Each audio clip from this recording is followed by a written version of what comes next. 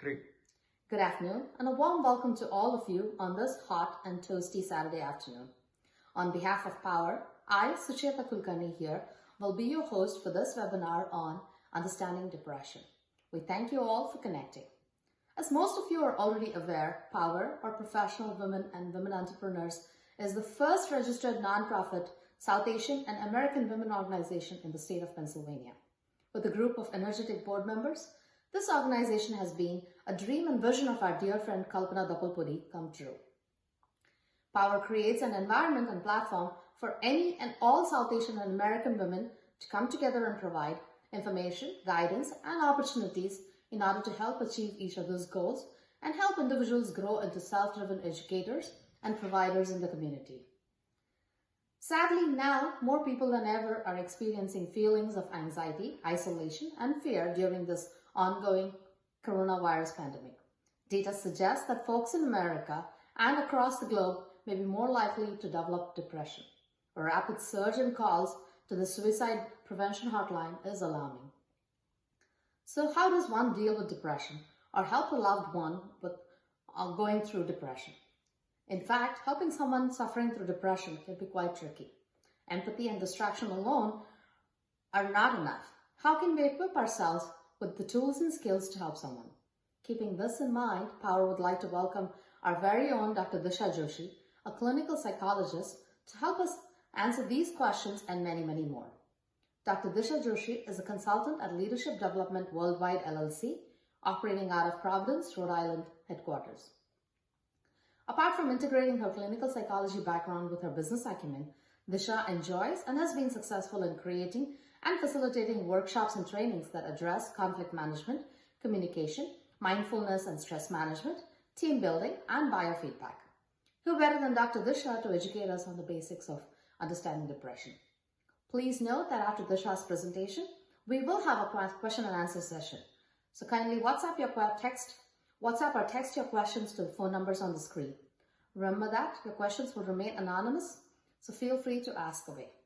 Kindly mute your devices. Having said that, without any further delay, let's welcome Dr. Disha and get started on today's topic, understanding depression. Disha, thank you so much for being here with us this afternoon in spite of your busy schedule. We're here, all set, so take it away, Disha. Thanks for sharing, everybody. Yeah. And you can continue to put things in the chat box if you have certain things that come up, and I can get to them at the end or throughout the presentation. But these are all right in different ways, right? Sadness, being alone, hopelessness, anxiety, combinations of anxiety, panic, restlessness, not wanting to do anything, not feeling like participating in anything, feeling dejected, angry for no reason sometimes. Yeah. Okay. So with that, let's go ahead and start the presentation here. I just kind of wanted to get an idea of what everybody thinks this is and what you know about it already. And it sounds like you already know a lot, which is great. So oftentimes when we talk about depression, the first reaction is, oh, like it's just kind of some sadness and we'll get over it at some point. And I just want to get over it. I want to get past it. But we don't really know what exactly it really means. Like, what is depression? What are the symptoms? So we'll kind of focus today on our agenda here, which is what depression is. You know, a lot of you mentioned, you know, wanting to know, how can I seek help? How do I know if I'm going through it? How do I know if other people are going through it? How it affects women specifically, given the nature of this group today. I have statistics on men as well, but we'll focus a little bit more on that.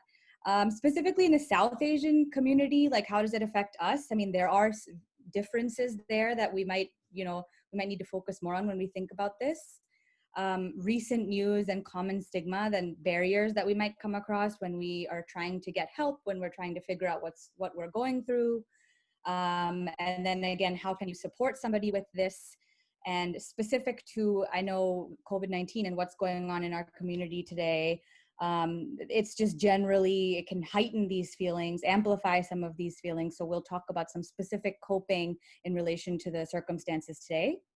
And then I compiled a list of a lot of resources for you all to check out whenever you have the time, if you want to know more, because this is just a short presentation today, hopefully to give you an introduction into this topic. But if you want to learn more, if you want to learn how to better support somebody, there's a lot of resources there that we'll get to at the end. And then after that, we'll have some questions, or I'll put aside some time for questions. Okay. So what is depression? And I think one of the most common mistakes that we make is thinking, it's just a period of a few days of sadness, right? And the reality is that all of us experience sadness, right? That's a completely normal emotion when we're going through a difficult time. But depression is a little bit different in that when you go through in the clinical sense, it's longer, right? So when it's not just a few days, but so if you look at these symptoms on the right, you can exhibit any of these symptoms within more than 5 of them in a 2-week period, okay? And it might not be related to something specific that has happened. So it could be related to like a sad event in your life, and then it could also be related to nothing, right? So just to give you a quick snapshot here, according to the DSM-5, which is the Diagnostic Clinical Manual for Psychologists, more than 5 of these in a 2-week period are equivalent to having clinical symptoms of depression. So depressed mood most of the day, feeling sad, empty, irritable, and loss of interest or pleasure in activity. So those 2 must be present for you to be clinically diagnosed with depression. And then the other symptoms are also kind of go along with this if you have more than 5 of them in a 2-week period. But the key signs to pay attention for are these first 2, really, that you're really losing interest in everything. And it's not just for a few days, but it's lasting for a few weeks. There are lots of types of depression. So there can be major depressive disorder, which is what I just explained, the symptoms in the previous slide. There can be treatment-resistant depression, so that might not always respond to medications. That can be even longer lasting and harder to treat sometimes. There's a persistent chronic depressive disorder, which is 2 years of feeling some of these symptoms. There's postpartum. So after pregnancy, many women can experience symptoms of depression and actually be diagnosed with clinical depression for a little bit. Secondary depression. So as a result of something else, I mean, a common diagnosis of diabetes is very heavily related to depression, especially in women. Substance-induced, some people also have seasonal depression, and then psychotic depression. So these are kind of getting into the more comorbid symptoms that you might experience if you have another illness. Depression might be kind of a secondary thing to that. Okay, so this slide, it's more, so just to kind of give you an idea here of some of the causes. So we know what the symptoms are, but where does this come from? A few of you wanted to know if it was genetic. And so the answer to that is it's a little bit of both, right? So it's our genetics and it's our experiences combined. And each one of us is so different, and our body naturally, we have different chemicals, reactions in our body and our brain that govern our mental and emotional state. And in depression, you can actually have the genetic or the scientific component is that you can have less of a few chemicals in the brain. So dopamine, serotonin, some of the neurotransmitters in the brain. You can have actually people with depression sometimes show that their hippocampus size is almost 9 to 13% lower than people who do not struggle with it. And of course, it could be sort of a result of events, negative events as well. But there are significant changes here in our body that are occurring when we go through some of these symptoms. So it's not just that feeling sad for a few days, it's that longer mood component of that and the chemical changes in our brain.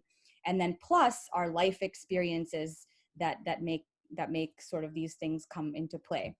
Now, some people can struggle with depression from when they were really young on and other people, you might have the death of a loved one in the family, and you might have some of these symptoms come up after that, and you can struggle with this for a little bit.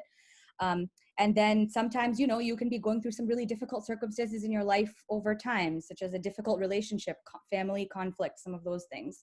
So any of these kinds of factors can trigger some of our biology, and in combination, those can come up as depressive symptoms or show up as depressive symptoms. And if you look at these two charts here, I just kind of have the most common causes on the left, and then some of the most common signs on the right. And I'll just leave this for a minute here just so you can look at it. Any questions so far that, you just want to ask while I'm going through this? चलो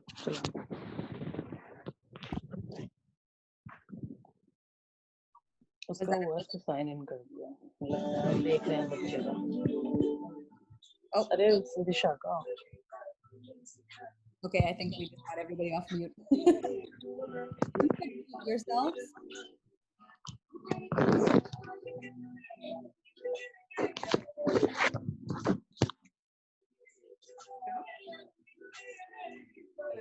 Okay, I'm just gonna mute you here. Hold on one second.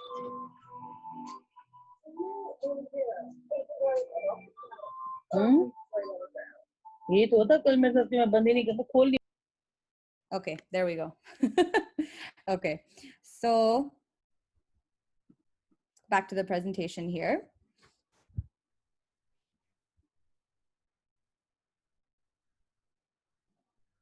Oh, and I see a message here. So if you do have other anonymous questions, you can send them to that number in the chat box. Okay, so moving on here. So just, I think, let's see. Yeah, so depression and women. So just to kind of give you a little bit of facts about how it affects women. So twice as many women experience depression than men. Although men do have higher rates of suicidal ideation, and that's likely to typically, we speculate that it's due to some cultural norms, and men feel the need to keep their emotions in a little bit more. Some comorbidities, so you can experience some anxiety with the depression components, like with the sadness and the really low mood and the disinterest in things. Other things that accompany this sometimes can be some eating disorders, and then substance use as well. And like I said earlier, it's that combination of your biology plus the environmental factors. And then specific to women, these three factors exist. So sort of the status, power, unequal power and status, work overload, and then sexual or physical abuse. These are the common components that lead to depression in women. So I'd also like to say here, I mean, we've obviously in our own South Asian community, this is not talked about as much. And I think that's part of the reason that, it's been really nice to address this today, is because we feel like we cannot talk about it and it's a little bit taboo at times. And if we look at just even examples of Deepika Padukone, who's a Bollywood actress, and Sushant Rajput is also who is a Bollywood actor. He had recently, I don't know how many of you heard this, but he had recently committed suicide due to longstanding depression, and I think exacerbated by some environmental factors. But just to give you an idea, I mean, this is very real in our community, and actually much more real than other communities, because we are not as expressive about our feelings. And in some ways that makes us very, very strong. And able to deal with a lot of hardship and difficulty, and we're very strong and resilient as Indians. But on the other hand, it makes us actually pretty weak, because we keep so much in that we are almost like pressure cookers. So when we are keeping it in, it's kind of building and building and building. It's like a water bottle that when you keep filling it up, eventually it explodes. So especially I think for our community, it's important to kind of focus on this, because we have to sort of find ways to continue to lower those levels of the water bottle. So just to kind of give you a few quick statistics here. So we as Asian Americans are 3 times less likely to seek help than other American folks in this community. Suicide rates are much higher in this community than other populations, or than other Caucasian populations, and sort of minority groups in general. But specifically Asian Americans, our suicide rates are a little higher. Second leading cause of death for young Asian American men in the US. There are higher rates of depression in Indians rather than the Pakistani or the Bangladeshi population.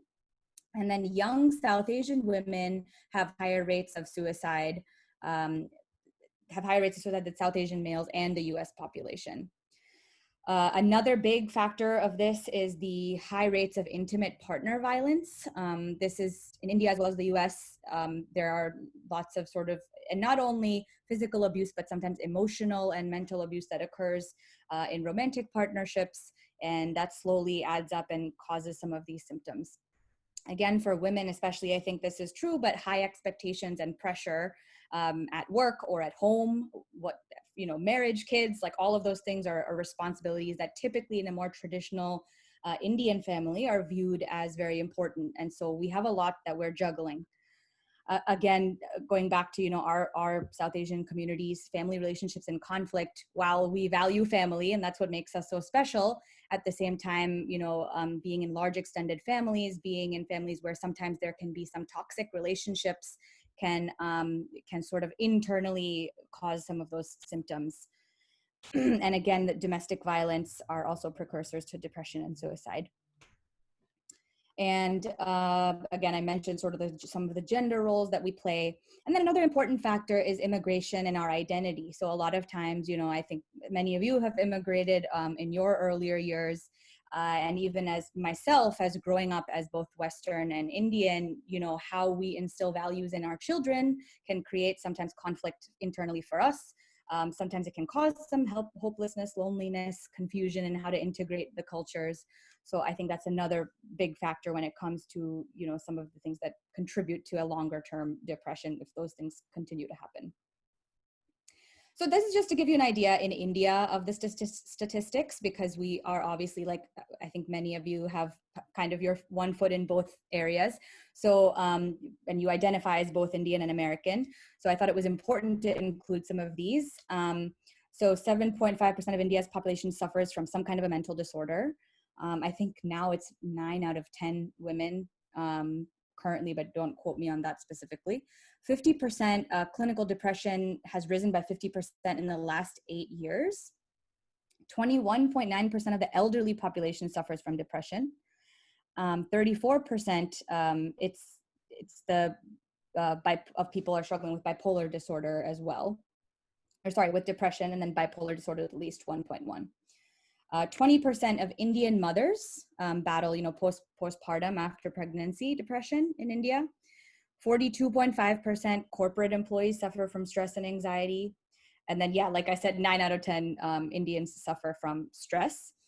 95% of millennials aged 18 to 34% suffer from severe stress. And I think especially now as things are becoming a little bit more modern in certain parts of India, I think some of the similar struggles exist between, adapting some of those more modern values and how that conflicts with some of our traditional values. And that creates conflict sometimes between family, between ourselves, between our internal selves, and again, kind of can lead us to feel some of those feelings of hopelessness, disinterest for long periods of time. So this is sort of a slide where I wanted to talk a little bit about what the common barriers are that affect our community and why we don't have these discussions. And again, going back to the idea that I'm strong, I don't need help. There's no such thing as depression. It's all in your head. That's, I think, a common one. I don't like to show my weakness. If I admit I'm weak, I'll fall apart, right? So if I'm too sad, how am I going to keep going? If I go to a therapist, that means I'm crazy. That means some people might say pagal. A big one is log kya kahenge? What if someone finds out in the community? How will I react? What's my status going to be? That's another big one. Nothing's wrong. It's just stress. I'm just feeling sad for a little bit. So sometimes kind of devaluing the importance of some of these symptoms.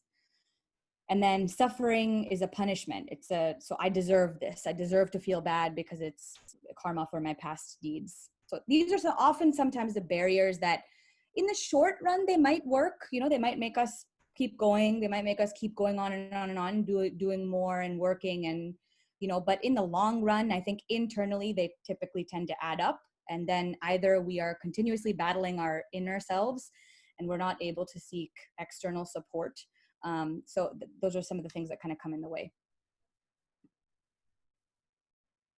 So I just want to shift gears a little bit and talk a little bit about COVID-19 and how some of these, we are obviously as mental health clinicians, we're seeing a lot more people come in for anxiety and depression around COVID-19 and not a lot of people have either lost jobs or they find themselves at home with taking care of the kids. You have kids more at home, you have to kind of structure your life a little bit more. As women, maybe you have other challenges that are happening. So first of all, I think it's really important to note that you're not alone. I think there are so many people that are going through the same thing together. And sometimes we feel like we can't talk about our own struggles because other people aren't going through similar things. But the reality is that while we may not all talk about it, we're all going through it. So one of the first steps is, if you're at home and finding yourself feeling low, is just kind of to check in with yourself instead of ignore, right? The tendency is to ignore, say it's all okay, and tell yourself that even if you might be experiencing some of these symptoms, it's not the end of the world. It's okay. Like it's okay not to feel okay sometimes. And it's okay to seek help. It's okay to understand that you might be struggling. It's okay to let your guard down, because that's only actually making you stronger. So again, kind of identify what you're feeling. Is it loneliness? Is it fear and anxiety? Is it anger? Why might you be feeling that way? Is there no reason at all? Okay, that's fine. That's okay too. Maybe that indicates some of the depressive symptoms we talked about. Maybe it is a specific reason, but whatever it is, I think the important part is to recognize what you're feeling. Another thing is to separate yourself from too much news. These days, I'm definitely getting the feeling when I'm doing nothing for long periods of time and the news keeps popping up, it's a very kind of icky feeling of seeing what's happening in the world right now and being helpless. So I think all of those things are normal to experience, but maybe limiting your time with the news and or exposure to the news. The other thing is to engage in mind and body behaviors. I think in our community, this is one thing we do so well. We are meditators, we practice yoga. We are so good at tuning into our mind and body. So I think one of the things we can use that to our advantage and really tune in, is there prayer that can help? Is there a way we can, even virtually, there are events at the Mandir that are happening. Can we connect with community members? Can we use our mind and body exercises to help? Again, creating a schedule is so important. I felt, especially for myself, as I go through my own sort of certain highs and lows in this time period. Creating a schedule is really important. Getting dressed in the morning, feeling important, feeling like you're doing something with a purpose every day, even if it's making a new meal, right? Like it could be something as simple as that. So again, like our mind is so active. So trying to use it, trying to kind of rein in our energy for the right purpose. And again, kind of redefining your identity. This is a time where many of us are losing our sense of self in a little way, in a lot of ways. We don't, especially like maybe if our job is at stake or we don't have another job lined up, or just in general, if we're not having as much to do, if we're staying at home. So again, like especially because we're not able to see as many friends as we used to. So what really is your identity? And as a community, I think overall in the States, especially because we've kind of been struggling with this for a long time, but we don't know how to pause. So how can we pause and really use the pause to our advantage? Because this is a time in our lives we're not going to get this long of a pause to reflect ever again. So really just paying attention to maybe using the pause in a positive way. So again, phoning a friend and then seeking professional help when you need it. I think it's very important, that last piece, when you're really getting to a point, some of the symptoms I mentioned earlier, if you're getting to a point where you're experiencing a lot of those, and actually even if you're not, right? Even if you're just feeling sad and you're looking for more support outside the family. Sometimes our family, while we rely so much on our community, sometimes our friends can better understand us in certain situations. So maybe reaching out to certain friends that are really close to you, or even when our friends and family are not objective enough, reaching out to somebody in the community who's a mental health professional, such as myself, or other people if you feel more comfortable with South Asian therapists. I think it's such a underrated phenomenon in our society to seek that help. But you can do it, and it's available. So I would just really consider that if you feel like that's what you're going through. And so again, kind of just looking at the signs here, like noting the signs, and this kind of goes along with how can you help yourself and others, right? So noticing the signs, notice, maybe it's your significant other, maybe it's your kids, maybe it's your friends. What are their, what's going on, right? Are they withdrawing? Is their mood changing? Are they not enjoying the things that they used to do? Maybe check in with them, see how they're feeling. And again, don't be another statistic, right? So recognizing and accepting yours and others' feelings. It might not be temporary. It might not be something that'll go away in a few days. And the best we can do is support each other to find that out.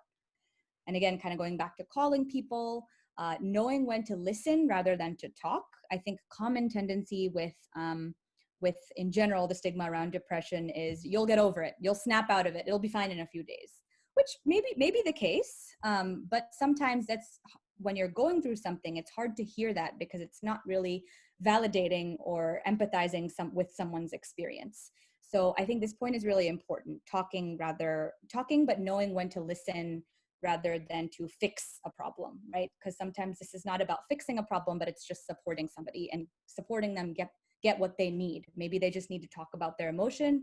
Maybe they just want to talk about what they're experiencing. Maybe they're not feeling like snapping out of it. So again, helping yourself and others engage in community activities, mentioned a little bit about that before. And then again, knowing when to ask for professional help. And you do not have to have depression or any mental illness to seek help. We all, I like to believe that we all are diagnosable at some point in our lives because all of us have flaws. So I think either way, it's seeking help is not about having a flaw. It is about supporting yourself. Just like when you're sick, you take Tylenol. When your mental health is not so good, you go to a therapist. That's kind of how I would like to think about it. And again, kind of, I made that analogy of the water bottle earlier. So recognizing your feelings, just like we try to eat well and healthy to support our immune system and to prevent sickness, we should pay attention to our mental health too. So again, tuning in instead of out, recognizing some of those symptoms when they occur. And then going back to this being strong, the idea of being strong, strength is not always keeping everything in, but knowing when to let things out to kind of maintain that balance, just like the water bottle, keeping those levels low so that it doesn't overflow. So that's kind of, that kind of ends some of the content that I had to present to you today. I think some of these resources here are for you, honestly. So BetterHelp and Talkspace are actually online therapy platforms that you can use just and completely anonymously if you would like. There's an article here, how to get therapy when you cannot leave the house. There's also a sexual assault hotline if you're struggling with those types of things, and all of these can kind of remain anonymous. And then again, women's health, what is depression? There's a lot more information about depression on that website if you'd like to visit. There are so many South Asian organizations dedicated to ending stigma. So a lot of these next few are based on that. So Deepika Padukone actually started a foundation in 2015. It's called Live, Love, Laugh. So it's LLLF. This website, I really like this website. It gives a lot of good information, easy to digest, easy to read, good articles where you can seek help. It is based in India, but it's just a good website to go to if you're interested in knowing more.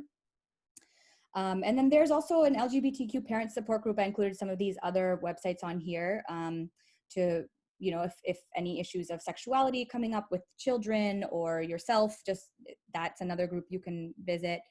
Knowledge for South Asian Cultural Exchange, Man Mukti, South Asian Sexual and Mental Health Alliance. And then there's a few crisis centers as well. So if you're finding yourself, struggling with some of those thoughts of death or suicide, and this can be scary for some, but know again that actually most of us will experience one fleeting thought of wanting to die at some point in our life. That's normal when we're really, really sad. Now, if it goes a step beyond that and you're feeling yourself really struggling, I would consider yourself reach out to these lines. Again, they're completely anonymous and you can just talk to somebody and they just help support you and honestly just get a sense of how you're feeling and work to help you manage your emotions. So those are always really good crisis lines to contact if you're struggling with that. And then these are sort of, the left one is the Suicide Prevention Lifeline here. The right one are some of the other ones in India, if you have relatives that you might know of that might need help. So that's all I had for today. I mean, I would love to hear some questions. And I can just go here. I'm not really sure how to.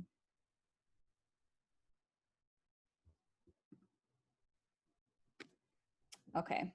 So anybody have any questions? Feel free to say your questions on the webinar or type them in the chat box, and then I'm open for questions.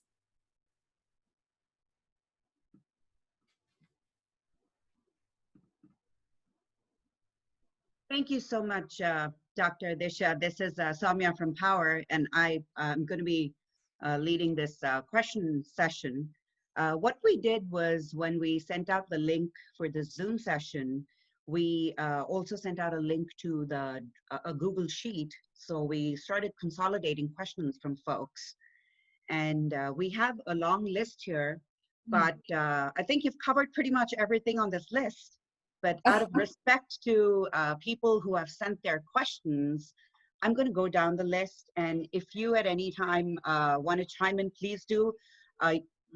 If you want to repeat something that you have said in the slide, please don't hesitate. I'm going to read out a question and then maybe take a pause, let you, decide if you want to answer it, if you've already covered it, if you want me to move on to the next one. So the very first question is, are there any early symptoms of depression? What are they? How do I identify them? Yeah, and I would say, yeah, like again, what I mentioned earlier is look for, is this happening longer than just a few days? Is it unrelated to maybe a certain event that happened? And specifically, are you losing interest in things you used to like to do? And then are you, sad for no reason? And is it unexpected? Is it different than it used to be? So we all experience sadness in different ways, but if it's a little bit prolonged and if it's different than it used to be, and if you're losing interest in the things that you used to enjoy, I would say those are the two main ones. But even things like sleep and appetite, all of those things kind of come along with some of these symptoms. So just being aware of those things as well. Okay, very good. Thank you. As the saying goes, prevention is better than cure. Does this apply to depression? If yes, what preventive steps can a person take? So I think partly yes. I mean, I think in any case, I say partly because some parts of depression are genetic, and it might be due to your grandparents, then their grandparents, their grandparents, their biology. You might have picked some of that predisposition, the genetic predisposition up, and some event might happen in your life, and it might trigger a depressive episode, right? So I mean, that can happen at any point. But preventatively, I think in our community, what we can do specifically is get support, talk about things when they're coming up, stress management practices. Also think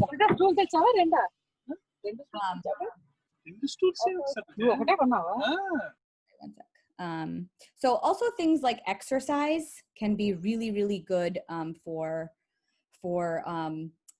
not only the symptoms of depression, but somewhat preventative as well, because it's what we call behavioral activation. When we get the adrenaline running, it counteracts some of those neurotransmitter, lower levels of those neurotransmitter in our brains. So exercise can also be something that can be helpful.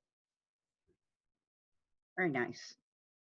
So how do I communicate effectively with a person who's dealing with depression? That's the next question. Yeah, and that's a really, really good question. I think it kind of goes back to what I was saying about the listening rather than offering advice. I think in a lot of our natural reactions is to say, okay, how do we fix this? Let's get you fixed. So, but sometimes it's not always about that, right? And someone just needs you to listen. Someone just needs you to be there and say, yeah, that must be really. I'm sorry about that. I'm continuing to unmute folks here as they're muting themselves. No problem. Yeah, so I think that's part of it, right? To be able to kind of lend an ear, a supportive ear, rather than a let's fix this now kind of a thing. Okay, great. That kind of leads into the next question. What kind of support system can we provide as a family to someone in the family who's depressed? Yeah, and this is a great one. I think, again, the supportive listening, the empathy, the being there for somebody, and really asking them what's going on and how can I help you, right? I think it's interesting. I'm thinking of Deepika Padukone's story. One of the biggest things that she talks about is when she came out with, I think she came out with her depression in about 2014 or something like that. But her mom, both her parents, but her mom specifically had said, how can we help you get help? So I think just knowing when to get help and helping that person with that, instead of being opposed to it and thinking it will make the other person crazy and things like that, that kind of thing can be, I think, pretty negative and make that person more depressed sometimes. So being able to empathize and knowing what's right, when the right time is. Sorry. Okay.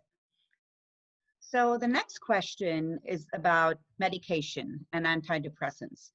So medication, antidepressants, they tend to cause drowsiness, lethargy, weight gain, and these in turn act as a demotivator. So what can we try to do to avoid avoid might not be the right term, or at least minimize the side effects? So I'm not a psychiatrist, so I will caveat this with that. I'm a psychologist. But I will say I've worked hand in hand with psychiatrists with my patients. And what I would say is that I think it's important to pay attention to therapy is actually a gold standard for depression. So sometimes people have just gone to therapy and not needed medication, unless I will say it's really important to get medication first if it's a very severe depression. I think it's very, very helpful. But I would, again, say that it goes hand in hand. So if you're only, just ask yourself, if you're only taking the medication, is there an aspect of talk therapy that could be helpful?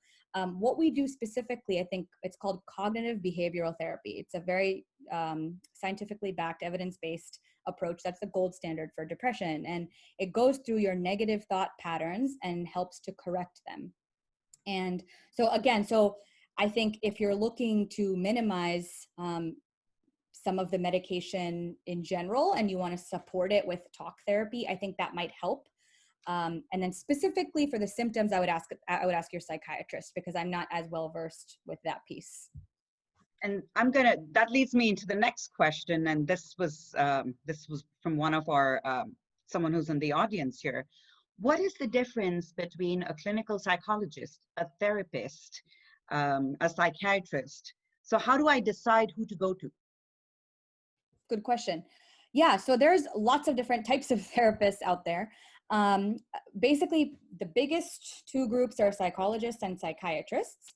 Psychiatrists can prescribe medication. So they are medically trained professionals that can help you with the medication piece. Some psychiatrists also do therapy, but typically psychiatry appointments are a lot shorter. They're about 15-minute appointments. You get your medication and you go home or whatever. And I recommend that as well. But the psychologists and therapists are kind of a different camp. So psychologists and therapists typically are more 45 minutes to 1 hour appointments, and we'll just talk to you. So we talk specifically, like depending on what issue you have, there are different approaches that we use that can help to, change some of your thought patterns, that can sort of help you become more self-aware of some of your own behaviors and how you impact others. So there's psychologists, and then the therapist, I think, was the third group that the participant had mentioned, or the person with the question had mentioned. So the therapists typically are not as, I think therapists and counselors are 2 or 3 years of training, and psychologists have about 4 to 5 years of training, like with a doctorate degree. So it's a difference in degree. That doesn't make anyone more or less capable. Some people just have more of a clinical focus. So psychologists, I would say, more for depression, therapists and counselors sometimes for marital issues, things like that. But that's only a small difference. Okay. I hope that answered the question. Yes, thank you. The next one, you've already answered this, but I'm going to ask because it's on my list. So are there any books or websites or anything on social media that can help people cope with depression? Oh my gosh, yes, the resources are endless. But if you do look at some of the resources that I have on my list, those are great, especially for the South Asian population. Some of those resources are specifically meant for our group. So There's also a website I think I included on there where you can look for South Asian therapists anywhere in the States. So, and then there are also anonymous websites you can use to talk to people through chat.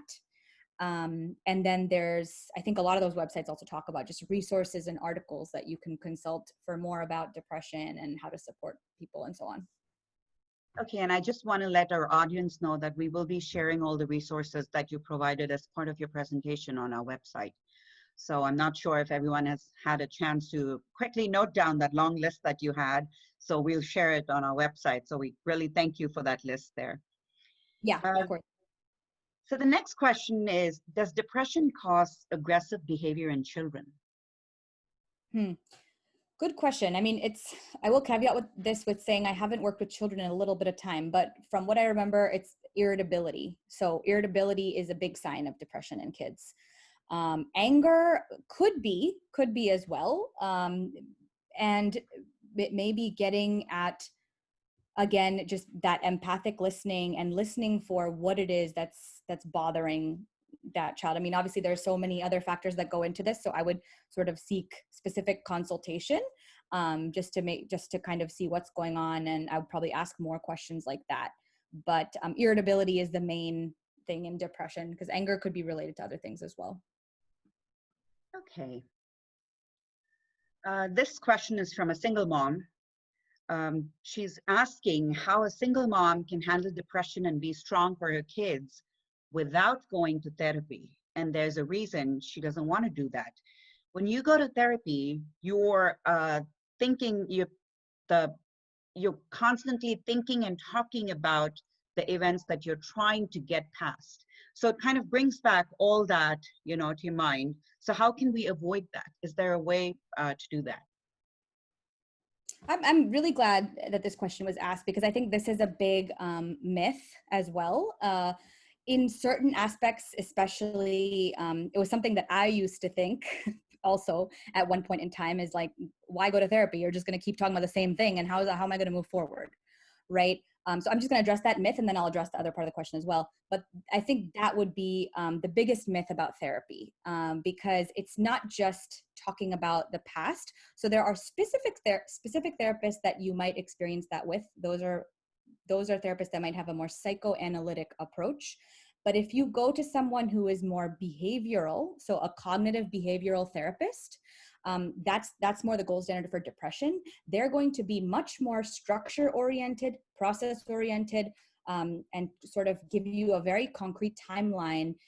They won't spend as much time on the past, and they'll spend more time focusing on specific negative thought patterns you're having, and also help supporting you with maybe ideas for how to juggle you and your kids, and how to take care of yourself and your kids.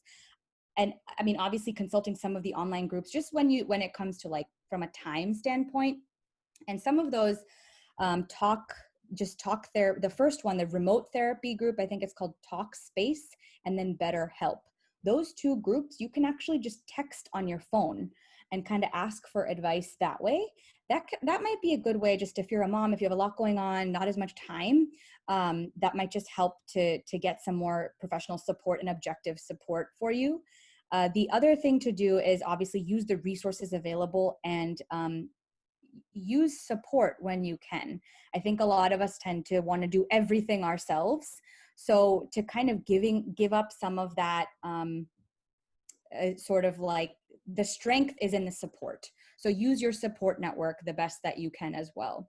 And then maybe if there is a point that medication could be helpful, it might be helpful just to mitigate some of those mood symptoms, again, depending on what you're experiencing, and that can help you better be available to your kids. So there's like a range of things I just mentioned, but I hope that covers some of it. Yes, absolutely. Thank you. So, there are times when all of us go through this, and, it's like, what do I do in life? Nothing's giving me happiness. I don't have a hobby. I'm constantly thinking about what I want to do. Is this a sign of depression? What do I do? Do I need help? What's your take on that? So I didn't catch the question. So it's this constant feeling of, not knowing what to do in life, not knowing how to keep yourself happy. Nothing you do is making you happy. Mm. So I would kind of say it's a feeling of hopelessness too. So is that a sign of depression? And these are questions from people who are on this call right now. Yeah, yeah. And that's a good question too. And I think see, depression can be the result of so many things, right? So depression doesn't just mean there's something wrong with you, and that there's something wrong with your mind. Nothing like that. I think it could be a result of your experiences as well. So if you're finding, and some psychologists, we also work to find the root of where is this coming from. You know, some psychologists say it can be anger over time, you know, anger at yourself or certain family experiences that happened earlier, but then also it can just be come out of nowhere. So some of the things that are in this question, I think, are sort of a lack of purpose, right? And feeling like you don't really have value. And I think one thing to identify is this about maybe a life crisis? Is this something that you're struggling with that, you know, you need to find some kind of a purpose or a larger value? Like, one of my purposes would be a psychologist, right? So that's my work is a part of my identity. So some people might say a mom is part of my identity. Some people might say X or something else is part of my identity. Singing is part of my identity. So whatever is part of your identity, maybe that's lacking, right? And so maybe there's something that you can do to form your identity, that can help you move forward. And that's kind of a conflict. But again, it's hard sometimes to figure that out on your own. So it's a lot of pressure on yourself at times too. So if you even have like really good friends, or, you know, if you're hesitant to seek therapy or something like that, I think just ask people around you, and just talk to them about some of this stuff, but really maybe trying to identify, what's missing, right? Like, how can I develop my identity? What is it? And if you have already a developed identity and a purpose, but you're still experiencing hopelessness, right? That then might lead me to think, okay, that's more of a depressive symptom because it's coming out of nowhere and there's no specific reason, in that case. And if it's lasting a long time and you're finding yourself continuously hopeless despite having, you know, a purpose and other things going on and things that you're thankful for. I hope that answers the question. Yes, thank you. My next question is a highly sensitive person more prone to depression? So I'd be curious to know exactly what sensitive means. But I think how I look at sensitivity is it can take many different forms, right? So sensitivity could maybe be, insecurity about self or lower confidence, or anxiety about, you know, social situations. Like, it could take so many forms. So I would say, I don't know that if you're feeling very, very insecure in yourself and maybe struggling with lower confidence, and sometimes sensitivity can be leading to anxiety. I mean, some people, when we're predisposed to have more anxiety, that can lead to more depression just because we feel like other people are not having the same experience as we are, which leads to loneliness, which can then exacerbate some of the other things. So I would kind of just want to know a little bit more about what exactly that means and have a deeper conversation about it. Okay. Do you think PTSD and depression are related? Yes. So oftentimes PTSD is post-traumatic stress disorder. So oftentimes when people have had really difficult experiences, oftentimes it's associated with people in the war, soldiers and so on, and they come back and they often struggle with traumatic experiences. But it can also, you know, be when you have had a very traumatic sexual experience or a rape or domestic abuse. Like, all of those things can trigger some flashbacks and things like that. Those are PTSD symptoms. And I think the question was, sorry. Are they related? Are they related? I mean, does depression and PTSD, do they go hand in hand? Yeah, so it does. A lot of times it's comorbid, only, and it's because it's pretty natural, right, to feel very low and hopeless if you've gone through something like that. So short answer, yes. Great. Now, a lot of people who are depressed tend to go into self-pity mode. What can we do to help these people? Is self-pity a sign of depression? I would say it's kind of a byproduct of all like our emotional reactions, right? And I think most of us at some point in our lives have struggled with self-pity. I think that's what makes us human partially. So I wouldn't say that if you're struggling with self-pity, you have depression. I would say, it could be, you could lead to feelings of worthlessness and hopelessness. But I think that that's normal, because that might be coming from somewhere. And I think so the first reaction to ask yourself is, where's it coming from? And secondly, I think self-compassion, right? We are so good at being hard on ourselves in general. So we think it's a great motivator. So we think if we say, you suck, you're horrible, you're a horrible person, why did you do that? That's going to make us get better. And that's going to push us and challenge us. Sometimes it does. And actually, a lot of times it does, right? So we might be a little bit better because we're challenging ourselves. But at the end of the day, it actually causes self-pity, which ultimately over time can develop into depression if we're continuously hard on ourselves and beating ourselves up. Some people say, from a different psychological lens, that depression can be anger turned inward. So if you're experiencing that kind of thing, I would encourage you to look at what we call as psychologists is something called self-talk. How are you talking to yourself, right? And all of us do this, myself included. Are you saying things to yourself like, you're an idiot, you suck, like you can't get this done, right? Or are you saying to yourselves, yeah, you can do this. Even though you messed up here, it's okay. How are you going to fix it, right? So if we talk to ourselves in a more positive way and identify that those negative thought patterns, that immediately can lead us to feeling better. And we often miss that. And that's research proven, by the way. So they've done studies where they've taken people that have more self-critical thinking and more self-compassionate thinking, and the self-compassionate people are actually much more successful and productive at work and when doing other things. So that's my answer to that one.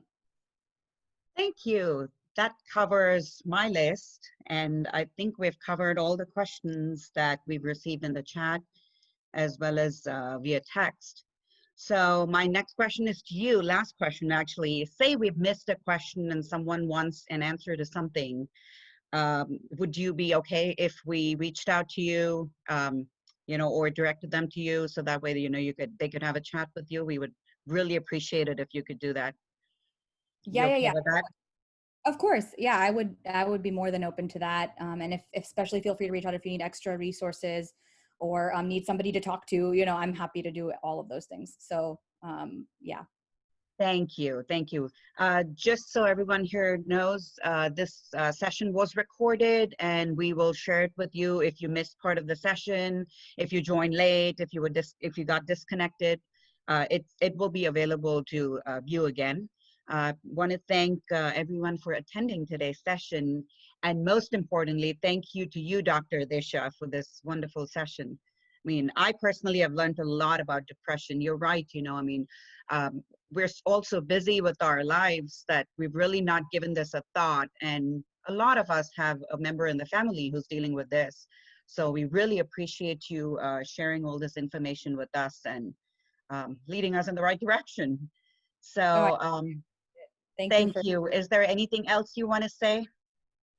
No, I think thank you for letting me be here and share this. And again, if I missed anything or if there are any other questions, I'm happy to be available. Thank you. Thank you. So for the audience, we'll have this presentation and all the resources on our website shortly. You can visit our website at www.power-women.org. We thank everyone for your time this afternoon, and we hope you have a good rest of the weekend.